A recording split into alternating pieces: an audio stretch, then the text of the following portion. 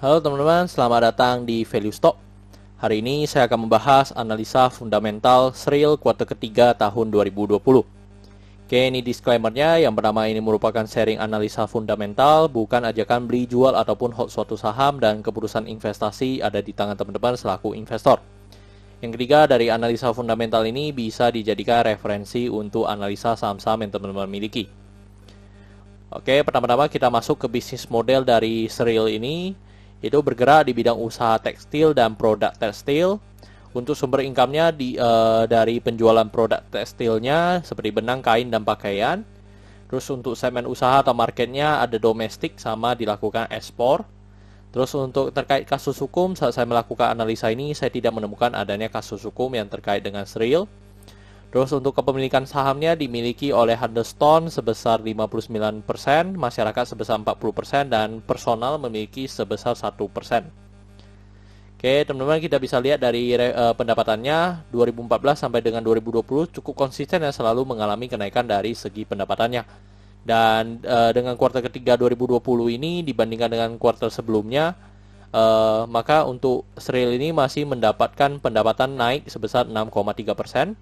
Dan kita asumsikan jika kinerja kuartal keempatnya memiliki kinerja yang sama dengan kuartal 3, maka sampai akhir tahun untuk Srill ini bisa mencetak pendapatan sebesar 9,6% kenaikannya. Terus dari segi net profit kita bisa lihat juga dari 2014 sampai dengan 2020 ini cukup konsisten dan selalu mengalami kenaikan. Dan kenaikan kuartal 3 2020 dengan 2019 sebesar 10%. Dan seperti tadi kita asumsikan kinerja kuartal keempatnya memiliki kinerja yang sama dengan kuartal 3, maka sampai akhir tahun mengalami kenaikan sebesar 20,4%. Terus dari segi asetnya juga dari 2014 sampai 2020 selalu mengalami kenaikan, dan kenaikan 2019 dengan 2020 sebesar 19,5%. Untuk dari segi hutangnya juga sama ya teman-teman, konsisten selalu mengalami kenaikan, dan 2019 dengan 2020 sebesar 19,1%.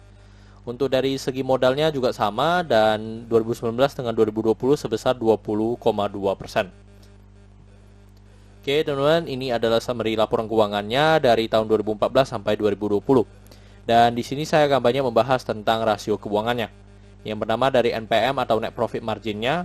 Untuk NPM-nya teman-teman bisa lihat di 2020 ini sebesar 8,15%. Kalau kita lihat secara rata-rata 2014 sampai 2019 cukup mungkin di sekitar 8% juga ya dari segi NPM-nya.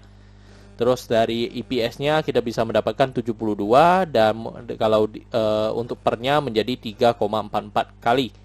Terus kalau kita bandingkan dengan per rata-ratanya, memang untuk per 2020 ini masih bisa dikatakan yang paling rendah ya untuk Srill ini. Terus untuk dari segi book value di 483, dan dengan kita bandingkan dengan harga sekarang di 246, maka kita bisa mendapatkan PBV-nya di 0,51 kali. Which is ini juga merupakan PBV yang paling rendah sejak 5 tahun terakhir ya teman-teman, dari 2014 sampai dengan 2019.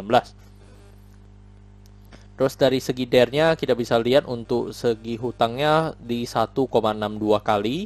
Kalau kita bandingkan dengan rata-ratanya, memang juga ini merupakan DER yang paling terendah ya dari Srill ini. Terus untuk ROE-nya di 14,81%. Kalau kita bandingkan dengan rata-ratanya, mungkin bisa kita dapatkan untuk ROE rata-ratanya di 16 sampai 18 ya untuk dari segi Srill ini. Untuk ROA-nya di sekitar 5,66%. Oke teman-teman, saat video ini dibuat untuk harga Srill di 246, dan dari analisa fundamental saya bisa mendapatkan nilai intrinsik dari Srill ini di angka 400. Jadi masih memiliki margin of safety sebesar 63%. Oke teman-teman, ini adalah kesimpulannya. Yang pertama kita masuk ke produk dan jasanya. Untuk produk dan jasa dari Srill ini saya lihat masih oke dan mampu bertahan 5-10 tahun ke depan. Untuk yang kedua adalah dari GCG saya berikan status oke karena ada pemegang saham mayoritas. Dan yang kedua adalah tidak adanya kasus hukum. Untuk revenue sama net profit saya berikan status oke karena mengalami kenaikan. Apalagi di masa pandemi seperti ini ya teman-teman, mereka masih bisa mencetak pendapatan yang positif. Menurut saya itu sudah sangat bagus. Terus dari segi aset saya berikan status oke karena mengalami kenaikan. Untuk liability saya berikan status no karena DER-nya sudah di atas 1. Untuk book value saya berikan status oke karena harga jual sekarang masih di bawah harga book value-nya. Terus untuk sektornya saya berikan status no, karena sebenarnya tidak ada hal yang perlu kita concern, cuma dari segi liability-nya. Jadi jika liability-nya no, saya berikan status sektor ini juga no. Untuk ROE saya berikan status oke karena 9% ya, atau 2 kali bunga deposito yang saya anut. Terus untuk margin of safety saya berikan status oke karena positif. Untuk dividen saya berikan status oke karena 5 tahun terakhir untuk Srill ini masih sangat royal membagikan dividennya kepada investornya. Oke, jadi totalnya adalah 9 dibanding 11. Dan pertanyaannya adalah apakah saya akan membeli saham Srill ini? Untuk sementara saya tidak akan membeli saham Srill ini ya teman-teman, karena saya sudah memiliki saham-saham yang saya pegang dan saya juga udah cukup banyak saham yang saya pegang. Jadi untuk Srill ini mungkin tidak saya akan lakukan pembelian. Oke teman-teman, saya rasa cukup untuk video kali ini. Jangan lupa untuk like dan subscribe. Jangan lupa juga untuk follow saya di Instagram saya di Royken13. Dan jika teman-teman ada kode saham yang ingin saya buatkan analisa seperti ini, silahkan tinggalkan di kolom komentar untuk kode sahamnya. Oke teman-teman, see you in the next video. Bye-bye.